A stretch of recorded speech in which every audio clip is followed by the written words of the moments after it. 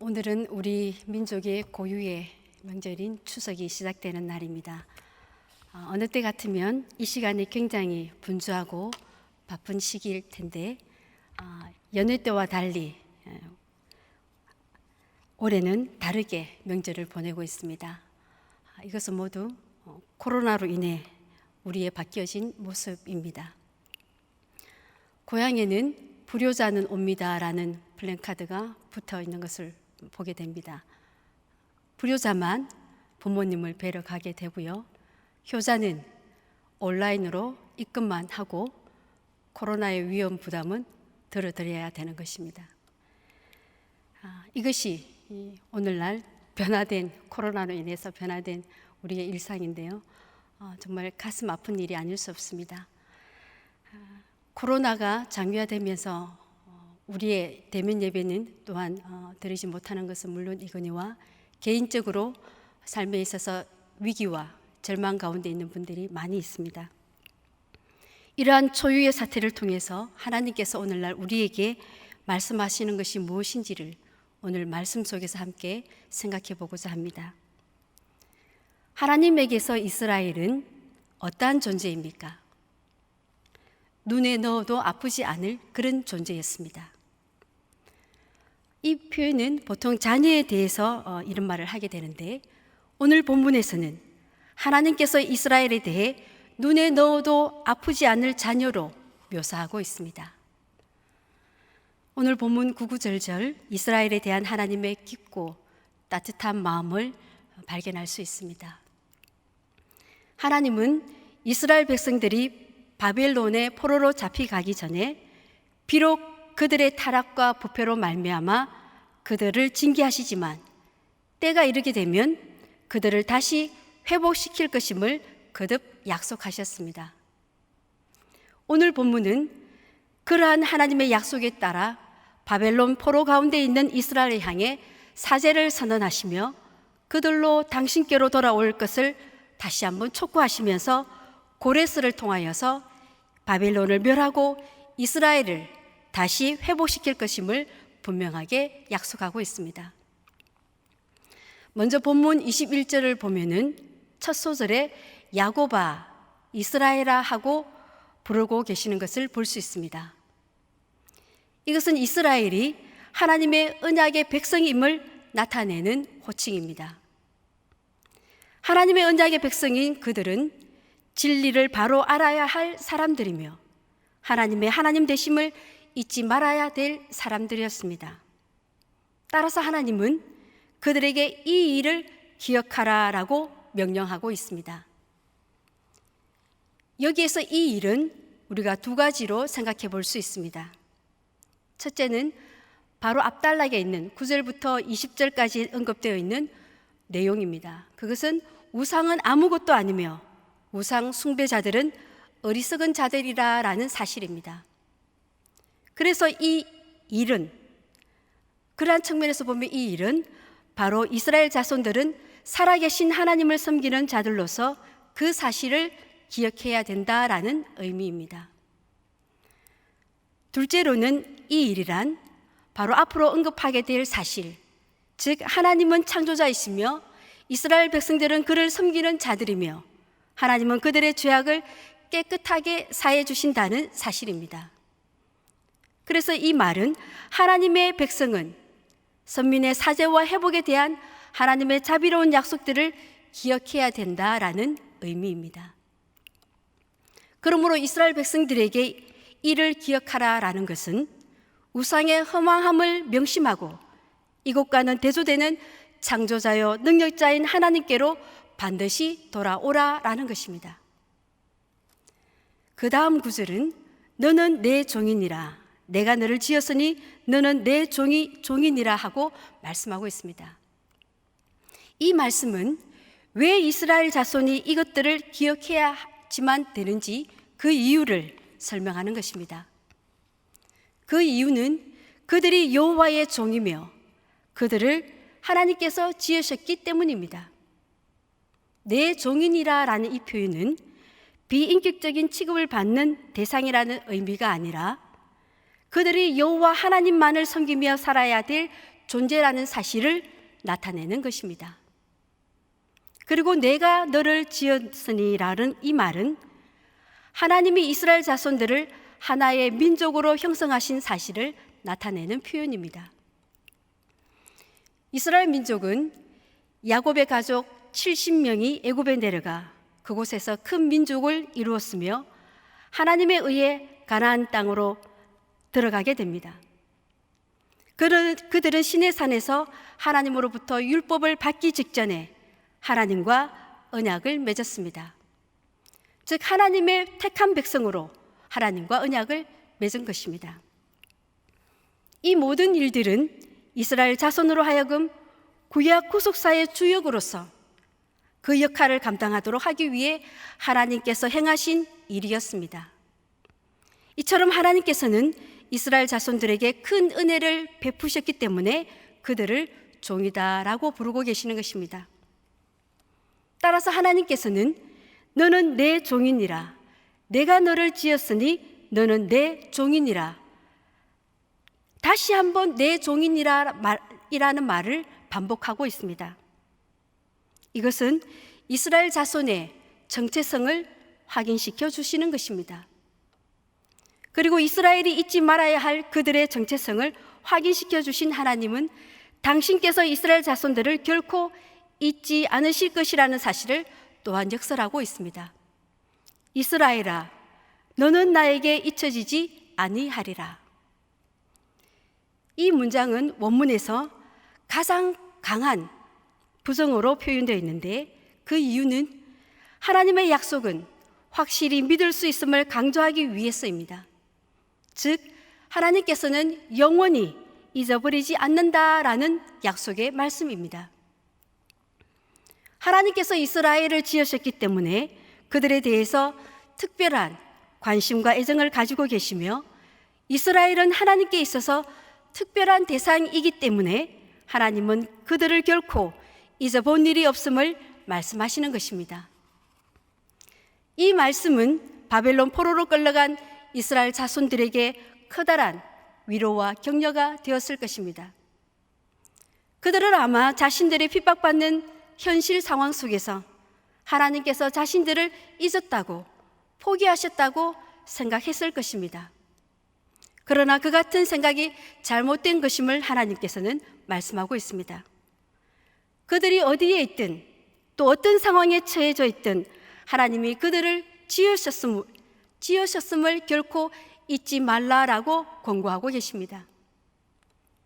이 말씀은 오늘 우리에게도 동일하게 하나님께서는 말씀하십니다. 코로나로 인해 우리는 최대 위기에 직면해 있습니다. 대면 예배를 드리지 못하는 우리 교회뿐 아니라 많은 사람들이 직장을 잃게 되었을 뿐 아니라 또한 가게의 문을 닫는 분들이 얼마나 많은지 모릅니다. 그리고 공연이나 활동 등을 할 수 없게 되어서 생계에 어려움을 겪는 분들이 얼마나 많은지 모릅니다. 그뿐만 아니라 닫혀진 생활 환경 속에서 정신적인 스트레스로 인해 힘들어하는 분들 또한 얼마나 많은지 모릅니다.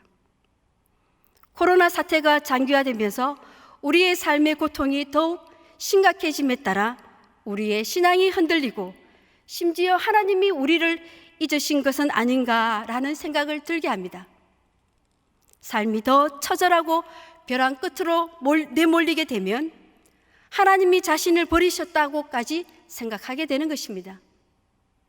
그러나 오늘 하나님께서는 이스라엘 백성을 통해 또한 우리들에게 그 말씀을 동일하게 하고 계십니다.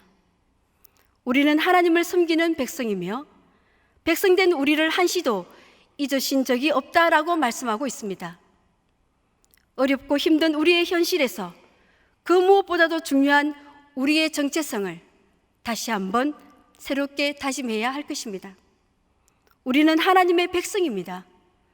예수 그리스도의 보혈의 피로 새롭게 지음받은 하나님의 자녀입니다. 하나님의 자녀인 우리는 또한 하나님의 종인 것입니다. 그러하기에 결코 하나님께서는 잊지 않으신다라고 약속하고 있습니다. 여인이 어찌 그 젖 먹는 자식을 잊겠으며 자기 태어난 아들을 긍휼히 여기지 않겠느냐? 그들은 혹시 잊을지라도 나는 너를 잊지 아니할 것이다 라고 말씀하십니다. 그렇습니다. 하나님은 약속하신 대로 결코 우리를 잊지 아니하십니다. 우리가 현실적으로 닥치는 문제들로 인해 마음이 연약해져서 의심에 사로잡히고 하나님에 대해서 무관심하다고 단정하기도 하지만 그것은 우리들 자신들만의 생각일 뿐입니다. 그러므로 오늘의 상황이 어렵고 힘들더라도 또한 갈수록 더 어려워져 의심하거나 불안해하지 마시고 신실하신 하나님을 굳게 믿고 붙잡을 수 있기를 바랍니다. 우리의 인생이 때론 칠흑 같은 어둠과 큰 파도처럼 넘치는 환란이 연속적으로 일어난다 할지라도 전능하실 뿐만 아니라 우리의 일거수일투족을 지켜보시고 우리에 대해 시선을 결코 떼지 않으실 뿐 아니라 당신의 눈동자처럼 지키시며 한결같은 사랑으로 붙들어 주시는 우리의 하나님을 기억하며 더욱더 믿음의 끈을 견고하게 하는 저와 여러분이 되실 수 있기를 바랍니다.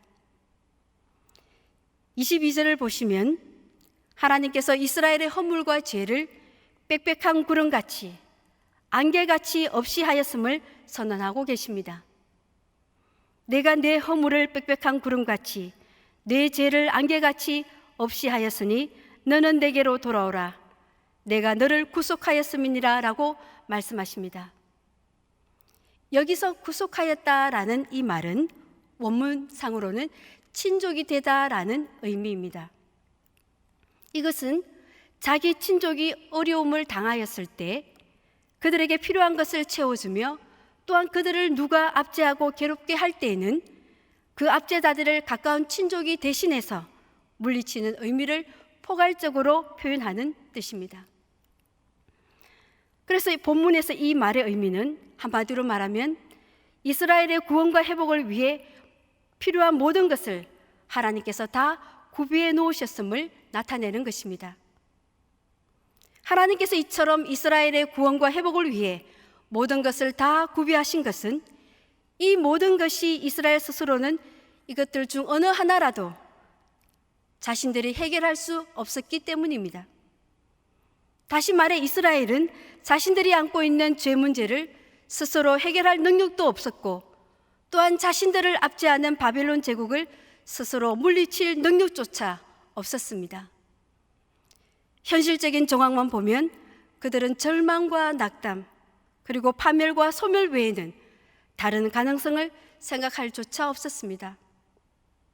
그런데 이처럼 이스라엘을 절망케 한 죄의 문제를 하나님께서는 당신의 크신 긍휼과 사랑으로 용서하시고 그 죄의 문제를 마치 바람 앞에 구름처럼 소멸되게 하셨고 아침에 태양 앞에 사라지는 안개같이 없이 하셨습니다. 아울러 그들을 포로로 끌고 가 온갖 압제와 학대를 가했던 바빌론 제국을 페르시아의 고레스를 일으켜 멸망케 함으로써 더 이상 이스라엘을 괴롭히지 못하게 하신 것입니다. 이처럼 이스라엘이 자신들의 구원을 위해 해야 할 일은 사실상 그들 스스로는 할 수 있는 것이 아무것도 없었습니다. 그들이 해야 할 일은 다만 그 모든 일을 행하시는 하나님께로 돌이키는 것밖에 없었으며 그 하나님을 전적으로 의지하는 것밖에는 아무것도 없었습니다. 이 말씀은 오늘 우리에게 구원을 베푸시는 하나님의 구원 사건을 그대로 예표해 주고 있습니다. 하나님이 역사하셔서 구원을 베푸시기 전 우리는 죄의 문제에 짓눌러 어두운 속에 살아야만 했습니다. 그리고 우리를 짓누르는 죄와 사망의 권세 그리고 사탄의 세력은 우리 힘으로는 감당조차 할 수 없는 것이었습니다. 그러나 하나님께서는 우리를 긍휼히 여기셔서 우리를 짓누르던 죄의 어두운 구름과 안개를 말끔하게 지워버리시고 우리로 하여금 생명의 길 그리고 은혜의 길로 이끄신 것입니다. 다만 우리가 해야 할 일은 그저 하나님께로 돌아서는 것밖에 없으며 하나님을 전적으로 의지하는 것밖에 없는 것입니다. 그렇다면 하나님께서는 왜 우리에게 코로나와 같은 사태를 허락해 주셨습니까? 그것은 우리의 허물과 죄 때문이라고 생각되어집니다. 우리의 허물과 죄로 빽빽한 구름같이, 우리의 허물과 죄를 빽빽한 구름같이, 그리고 안개같이 없게 하시려고 코로나와 같은 사태를 허락하지 않으셨나라고 여겨집니다. 그럼 이 시기에 우리가 해야 할 일은 무엇입니까? 그것은 바로 한 가지 일입니다. 하나님께로 돌이키는 것입니다. 그리고 전적으로 하나님을 의지하는 것입니다. 그런데 문제는 우리가 전심으로 하나님 앞에 돌이키지 않는다라는 데 있고, 전적으로 하나님을 의지하지 않는 데 있는 것입니다. 잘못된 자녀 사랑을 정치인들만 하는 것이 아니라 잘못된 자녀 사랑으로 총회를 뒤흔들며 한국 교회를 사회의 조롱거리로 만들어 버렸습니다. 잘못된 자녀 사랑은 엄밀히 따지고 보면 자녀 사랑도 아닙니다. 그것은 자기 자신의 욕심입니다. 비단 잘못된 자녀 사랑의 문제뿐만이 아니라 성도들이, 아니 일반 사람들이 교회를 걱정하는 일들이 요즘 얼마나 많이 일어나고 있습니까? 더 심각한 것은 자기 눈에 있는 들보는 보지 못하고 남의 눈에 티만 지적하는 것입니다. 하나님께서 성전문을 닫게 하신 작금의 상황에서 우리에게 말씀하시는 것이 무엇인지 우리는 깊이 깨달아야 할 것입니다.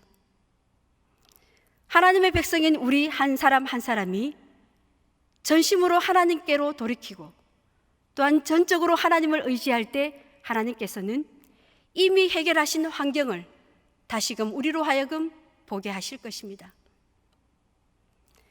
24절 말씀에 보면은 하나님에 대해서 구속자요, 또한 모태에서 너를 지은 나 여호와라고 소개하시고 있습니다. 이는 하나님께서 이스라엘을 존재케 하신 존재의 근원이 되신다라는 말씀입니다. 아울러 어머니가 뱃속에 아이를 잉태하였다가 해산하는 것처럼 하나님과 이스라엘의 관계성을 보여주고 있는 것입니다. 하나님께서 이스라엘 백성의 사죄와 회복을 약속하시는 오늘 말씀 속에서 이러한 말씀을 하시는 것은 당신의 백성들을 너무나도 사랑하시기에 반드시 그들에 대한 구원을 이룰 것임을 나타내는 것입니다.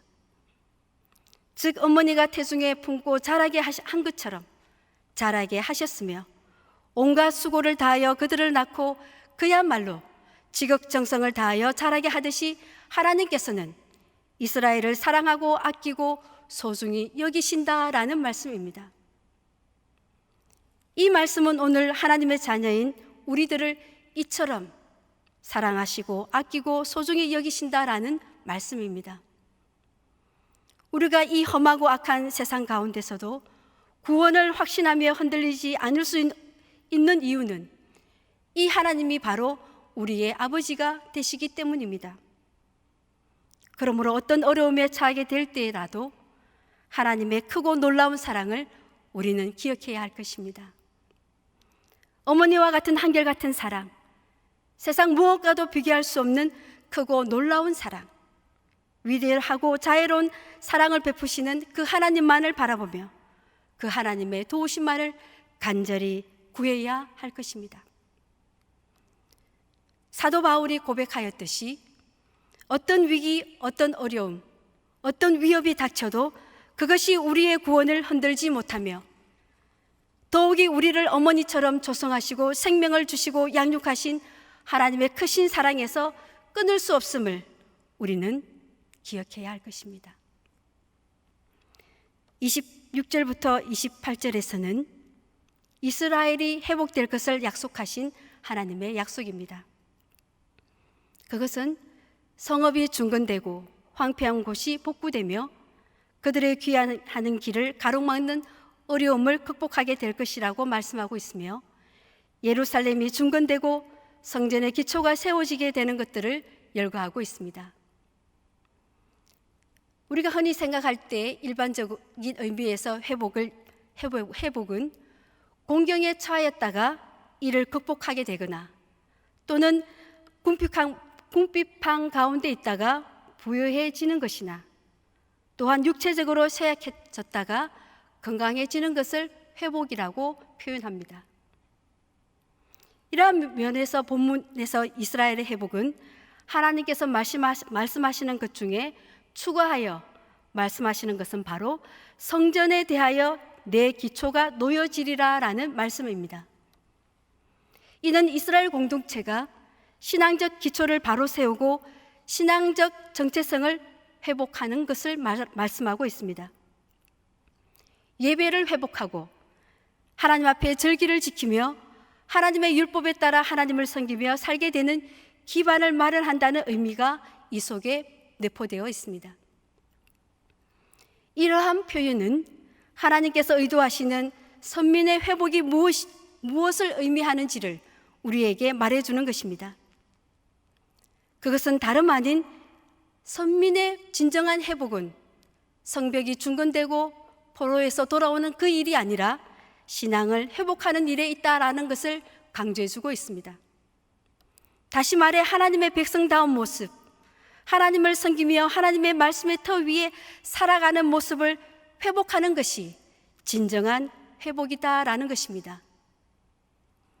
이것은 신앙의 회복이 가장 중요한 회복이며 결정적인 회복이다라는 것입니다. 이것은 성읍이 재건되고 포로에서 돌아오는 일, 그리고 예루살렘이 재건되는 모든 것들이 궁극적으로 이 성전 재건과 관련해서 주어지는 것임을 함축적으로 말씀하고 있는 것입니다. 즉 신앙 회복이 그 무엇보다도 중요하며 우선적으로 이루어져야 함을 말씀하고 있는 것입니다. 우리에게 있어서도 이 시대 그 무엇보다 중요한 것은 무너지고 부서진 삶의 자리에서 신앙이 우선적으로 회복되는 일입니다. 무너진 곳을 세우고 부서진 곳을 고치는 일보다 우리의 신앙을 먼저 세워야 할 것입니다. 혹 코로나로 인해 신앙의 무너짐과 부서짐이 심각해서 일어날 기운조차 잃고 계시는 분들은 없으신지요? 오늘 택한 이스라엘 백성들에게 말씀하신 하나님의 음성을 우리가 다 함께 기억하며 되새깁시다. 이스라엘아, 이 일을 기억하라. 너는 내 종이니라. 내가 너를 지었으니 너는 내 종이니라. 이스라엘아, 너는 나에게 잊혀지지 아니하리라. 이 말씀에서 하나님께서는 우리를 잊지 않고 기억하신다라고 강조하고 있습니다. 우리는 하나님의 가슴에 새겨진 존재들입니다. 그러함으로 담대하게 일어나 주님 앞으로 나아가야 할 것입니다. 우리 이 말씀 한 번 더 기억하십시다. 말씀을 한 번 더 띄워주시기 바랍니다. 말씀에 야곱아, 이스라엘아 이 단어 속에 자신의 이름을 넣어 보십시다. 그리고 밑에 이스라엘아라는 그 호칭에서도 자신의 이름을 넣어서 다 함께 이 말씀을 읽겠습니다. 성수가 이 일을 기억하라. 너는 내 종이니라. 내가 너를 지었으니 너는 내 종이니라. 성수가 너는 나에게 잊혀지지 아니하리라. 오늘 말씀을 준비하면서 함께 부르고 싶은 찬양이 계속 맴돌았습니다. 이 시간 함께 부르기를 소망합니다. 먼저 제가 한번 이 찬양을 부르겠습니다.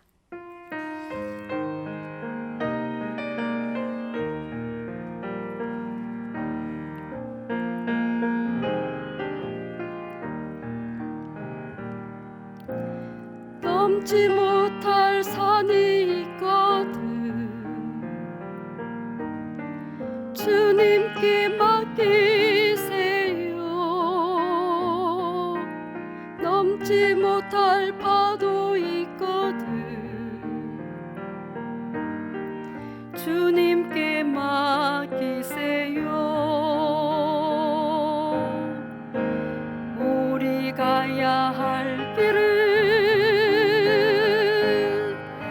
멀고도 험하여 허덕이며 가야 하는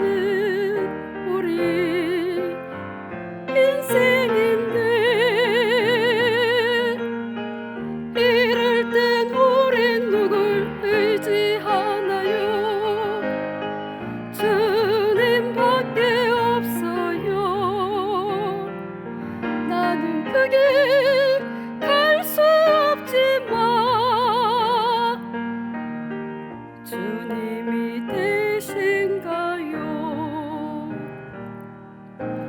참지 못할 분노 있거든 주님께 맡기세요. 참지 못할 슬픔 있거든 주님께 맡기세요.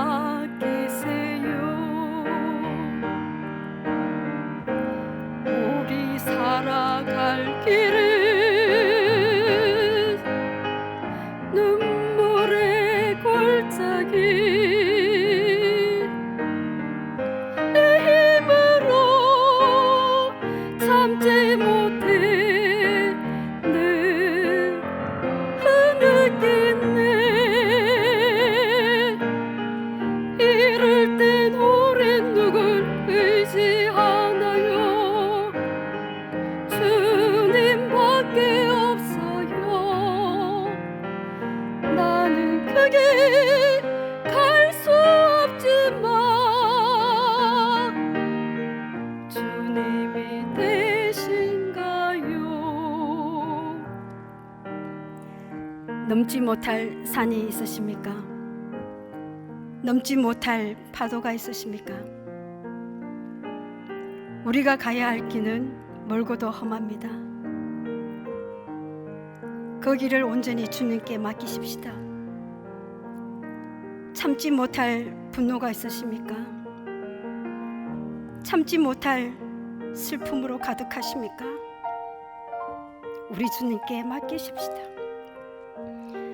우리가 살아갈 길은 눈물의 골짜기이지만 하나님을 의지할 때 주님이 우리의 짐을 대신 지시며 우리를 앞서 우리의 걸음을 대신 걸어가 주시는 것입니다. 가사를 생각하시면서 오늘 있는 자리에서 함께 다 같이 이 찬양 부르시겠습니다.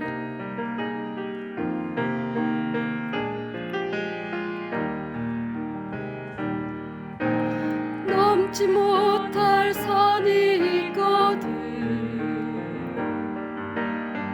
주님께 맡기세요. 넘지 못할 파도 있거든 주님께 맡기세요. 우리 가야 할 길은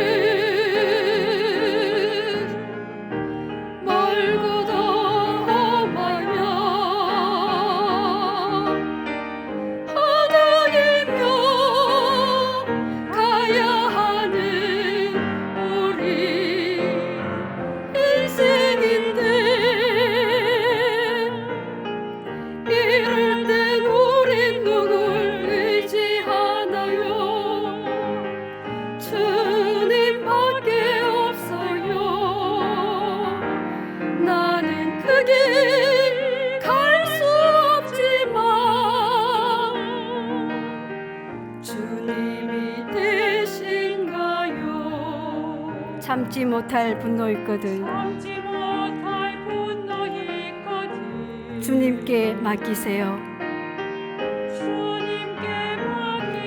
참지 못할 슬픔 있거든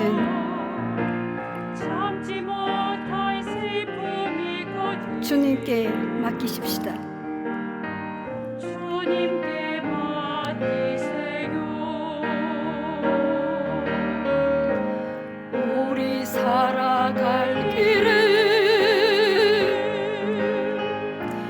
눈물의 골짜기 내 힘으로 참지 못해 늘 흐느끼네.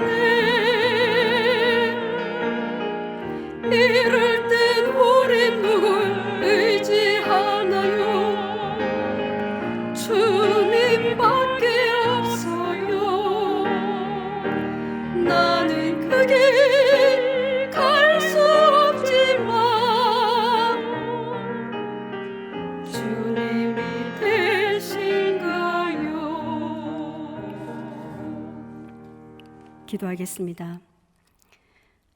사랑과 자비의 하나님, 저희의 허물과 죄로 인해 여러 가지 시련과 환난과 고난의 시간을 보내고 있음을 고백합니다.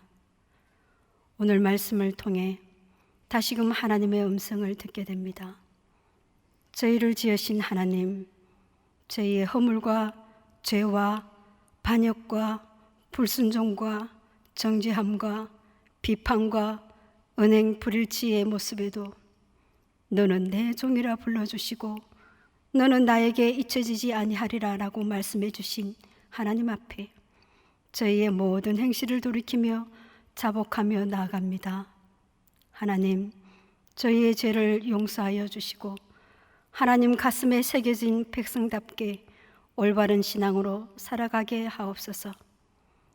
인생에 있어 넘지 못할 삶과 넘지 못할 파도를 만날 때, 참지 못할 분노와 참지 못할 슬픔을 당할 때 주님께 맡기며 우리가 가야 할 믿음의 길에서 온전히 주님만을 의지하며 주님만 따라가는 저희가 되게 하여 주옵소서.